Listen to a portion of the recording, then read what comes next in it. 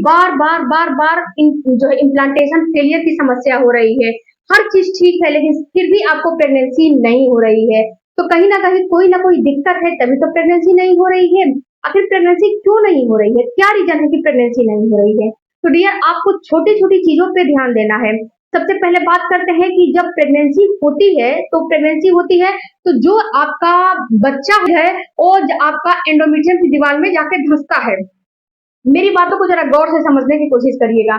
जब एंडोमेट्रियम की दीवार में जाके वो बच्चा धंसता है, जो एग फर्टिलाइज है, वो आपके एंडोमेट्रियम की दीवार में धंसता है। वहां पे अगर आपके एंडोमेट्रियम की दीवार सही नहीं रहेगी, उसकी थिकनेस सही नहीं रहेगी, तो ये क्या होगा कि आपके जो जो एस्ट्रोजन प्रोजेस्टेरोन की मात्रा हार्मोन की कम रहेगी, तो आपके बच्चे को वहां पे उस समय तो धसा लेगा, लेकिन बाद में ये क्या करेगा कि अपने शरीर से अलग कर देगा, आपके शरीर से, आपके बच्चेदानी से, आपके एंडोमेट्रियम की दीवार से अलग कर देगा।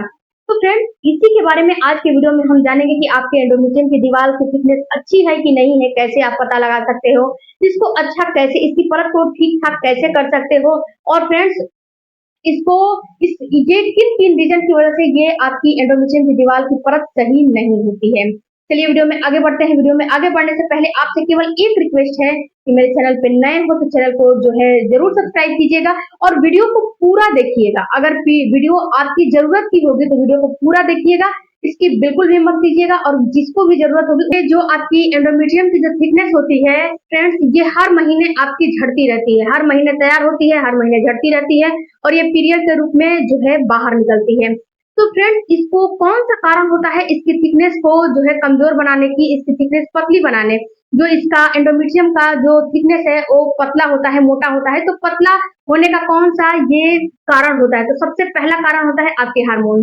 अगर आपके हार्मोन सही नहीं रहेंगे, अगर आपका हार्मोन डिस्टर्ब रहेगा, तो आपका जो हर यानी कि जैसे कि पहला आपका बच्चा हो गया है और बार बार आप जो है मेडिसिन लेती हैं बच्चा नहीं रुकने का, गर्भ नहीं रुकने का, तो उसकी वजह से भी आपका हार्मोन डिस्टर्ब होता है। अगर आपका स्ट्रेस लेवल हाई रहता है तो भी आपका हार्मोन डिस्टर्ब होता है। अगर आपकी खान पान सही नहीं रहती है, डिस्टर्ब होता है। इसके साथ अगर आपके यूट्रस में, बच्चेदानी में जो है फाइब्रॉइड की बढ़ोतरी होती है, गांठ होती है, तो भी आपका एंडोमेट्रियम की थिकनेस अच्छी नहीं। बॉडी में ब्लड का फ्लो कम होना, अगर आपकी बॉडी में ब्लड का फ्लो कम है, न्यूट्रिशन अच्छे से नहीं है, आयरन अच्छे से नहीं है, विटामिन अच्छे से नहीं है, अगर आप ये सारी चीज नहीं लेते हो, ब्लड की कमी है, तो भी आपके एंडोमेट्रियम की थिकनेस अच्छी नहीं बनेगी।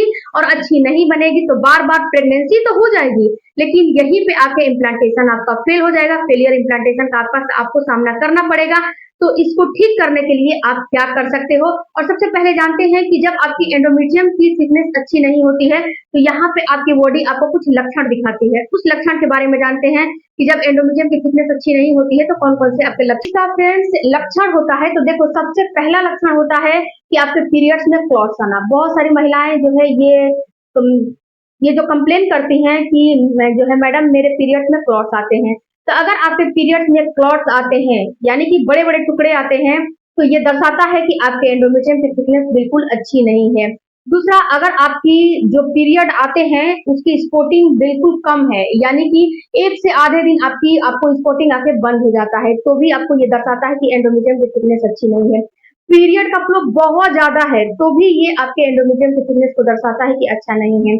अगर बार बार आपको मिसकैरेज आ रहा है तो भी ये दर्शाता है कि आपके एंडोमेट्रियम की जो लाइनिंग है वो सही नहीं बन रही है, जिससे कि आपको बार बार पीरियड जो है आपको बार बार मिसकैरेज। फ्रेंड्स, की अपने जो एंडोमेट्रियम की थिकनेस है वो अगर 4-5 की है तो इसको कैसे बढ़ाएं, बढ़ा के प्रेग्नेंट कैसे बने, गर्भधारण कैसे करें? तो सबसे पहला आपको काम करने हैं फ्रेंड्स कि आपको सबसे पहले स्ट्रेस लेवल कम करने हैं। अगर स्ट्रेस लेवल आपका जो है हाई रहेगा, स्ट्रेस अब जो बहुत ज्यादा लोगे, तो आपकी एंडोमेट्रियम की थिकनेस अच्छी नहीं बनेगी, बार बार इम्प्लांटेशन होगा, गर्भधारण आपका फेल होगा और जो है गर्भधारण आपका सही नहीं होगा। तो सबसे पहले स्ट्रेस लेवल को कम करिए। दूसरा आपको काम करना, जब आप स्ट्रेस लेवल कम करोगे तो आपकी बॉडी में ब्लड का जो फ्लो है वो बिल्कुल प्रॉपर काम करने लगेगा। जब ब्लड का फ्लो प्रॉपर काम करे, जो आपका एंडोमेट्रियम की थिकनेस है वो बिल्कुल सही बनने लगेगा, आपके हार्मोन्स भी सही हो जाएंगे और आपको जो है दिक्कतें नहीं होंगी। दूसरा काम करना है एक्सरसाइज। आपको एक्सरसाइज, योगा अपने दिनचर्या में जरूर से जरूर शामिल करने चाहिए। कम से कम दिन भर में 30 मिनट अपने आप जो है अपने लिए निकालिए।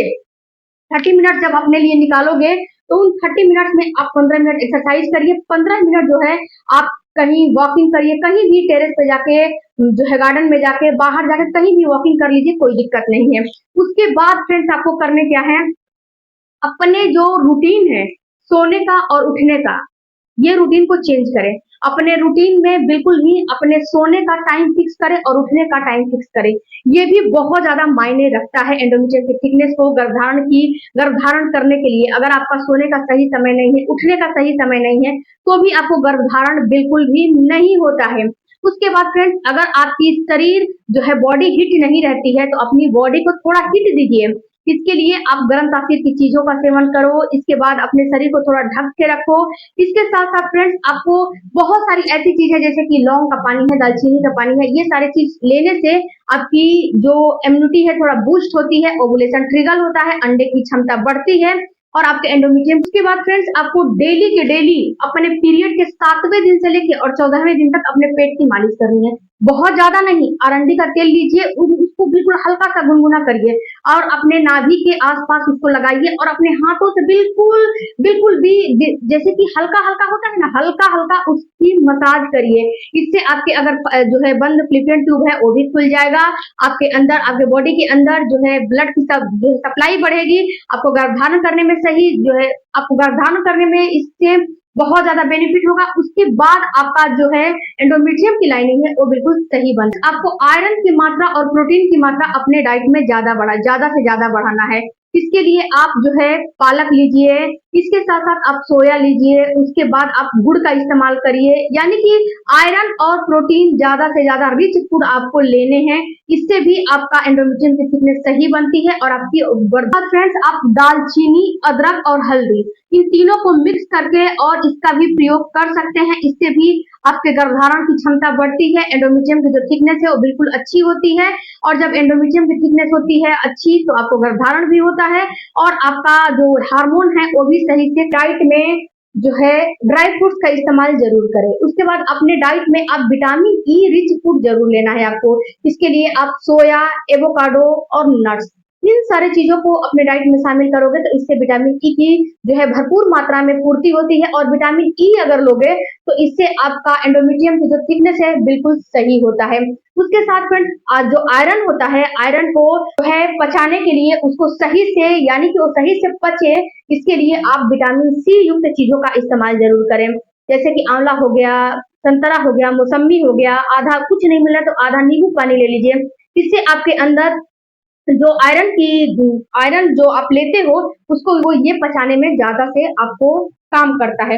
तो फ्रेंड जो शुरू से लेके लास्ट तक मैंने जो जो भी बताया है, अगर आपकी एंडोमेट्रियम की थिकनेस अच्छी नहीं है, ये सारे काम करते हो तो कहीं ना कहीं 100% आपको विटामिन जो है आपके एंडोमेट्रियम की थिकनेस अच्छी बनने लगेगी और आपको बार बार इम्प्लांटेशन फेलियर का सामना नहीं करना पड़ेगा और आपको प्रेगनेंसी हो जाएगी। मिलती हूँ अगले वीडियो में कोई भी